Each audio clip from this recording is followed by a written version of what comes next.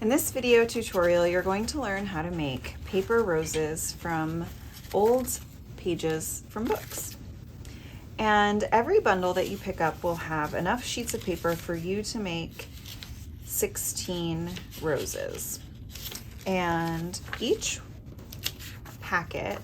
rose requires 4 sheets of paper. So they're already pre-cut for you into squares.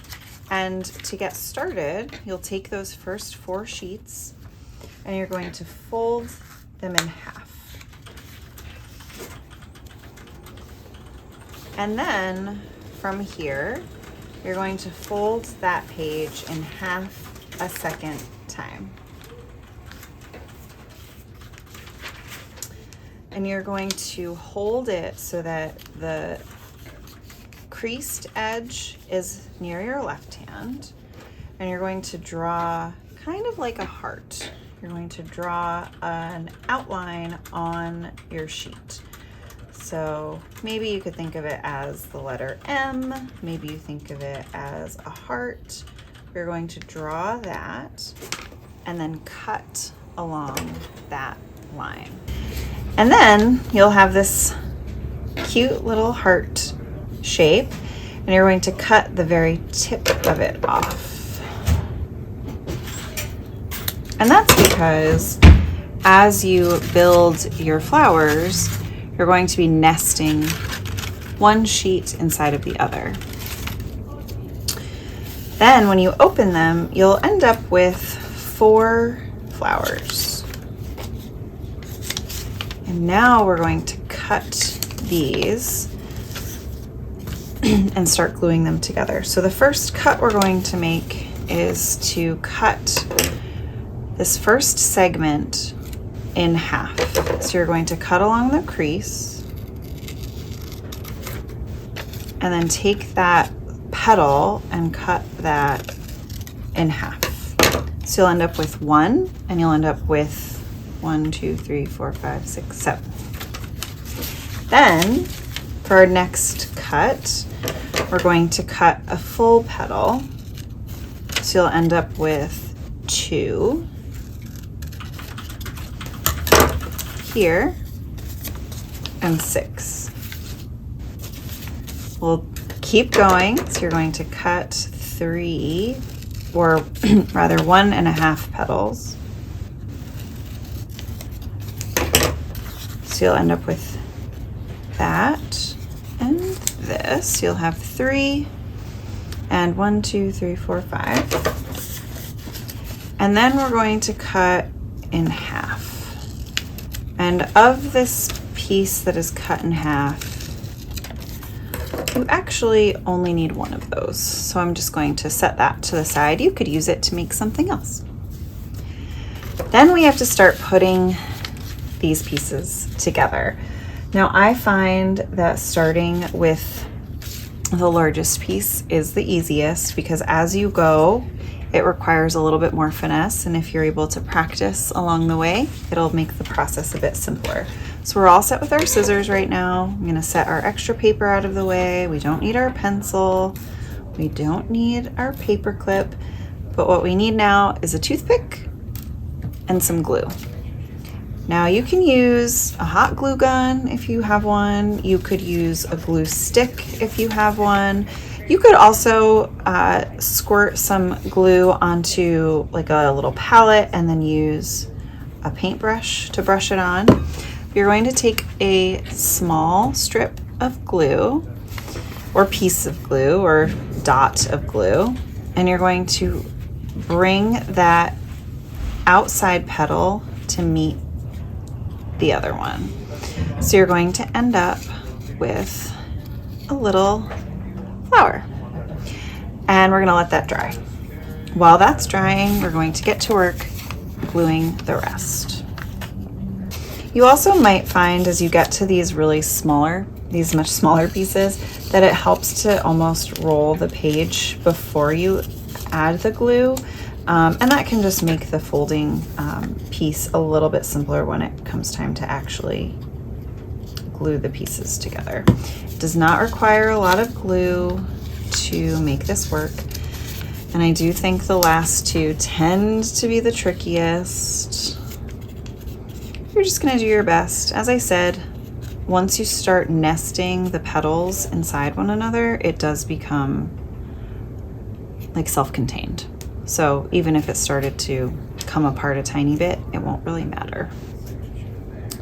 All right, we've got one left. Now I'm using a toothpick for this purpose, but if you had like those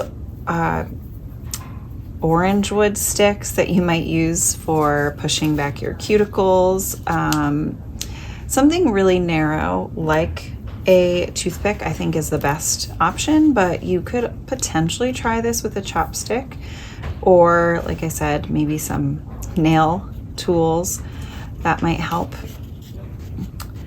And that could also help you with the getting everything to nest together. So this last piece tends to be the trickiest, and we're just going to do our best. You can roll it a little bit first.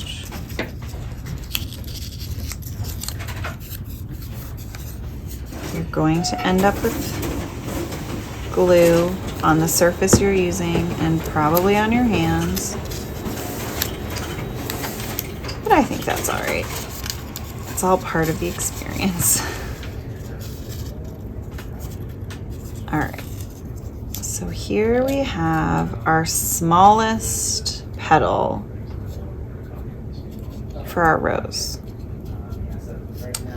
And you can see that all of my parts that I've assembled, that I've glued together, are just as they are, but on the samples that I have, the edges are curled.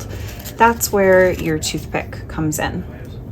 Personally, I find this one too small to curl. So we're not going to curl the tiniest piece, but we are going to curl the next tiniest. But I think because of the order that we glued them, I'm going to actually start with the biggest one. So I'm going to take my larger petal and I'm going to take my toothpick. I'm right-handed, so I'm going to use my right hand to do the work primarily. So I'm going to take the top of the flower petal and I'm just going to gently roll it over the toothpick. It doesn't require a lot of effort. You can just do it once or twice, and then you'll see that you end up with a really nicely curled sheet. All right, and you can see that they're going to start to nest together. There may come a point as you are assembling it that you have to make some of the cuts a little bit bigger. So you can see, let's use this large one as an example. This large one that I made, this largest piece has a much larger hole cut than the smaller ones, and that's fine. It's not a problem. You can absolutely make that shift and change as you go. I would say that this one probably could use a little bit more space, and you can just cut it as you're putting it together. I'm going to cut it now because I can tell that it needs a little bit more space. And I'm just going to add, instead of starting from the smallest and going to the largest, I'm actually going to start assembling from here. So I like to put the glue on the piece that's going to nest inside the larger flower. So I'm taking this piece, I'm going to nest it inside, and you can just find whatever point of contact feels good. So here you can see that they're not, as I said, perfect. If I were to hold this one up, you can see that it kind of has a landing point. It rests on one side. So that's going to happen here. And I can also see that this second petal could use a little bit more space. So I'm going to cut that a tiny bit too, so that the next one that goes through will fit. All right, we'll let that dry for a moment while I curl the next segment. Petal that we rolled, tuck it right into place at the end, and in this case it came out just a tiny bit at the end, which is perfect because if you did want to for instance, like add it to a wreath. You could add some hot glue there and sort of tuck it into whatever bigger piece you might be working with. But also they stay beautifully on their own. So it doesn't take a lot of time. It does take a little bit of dexterity and a little bit of patience. But when you're done, you have this beautiful flower that you've created, and I think it'll bring you joy for as long as you want it.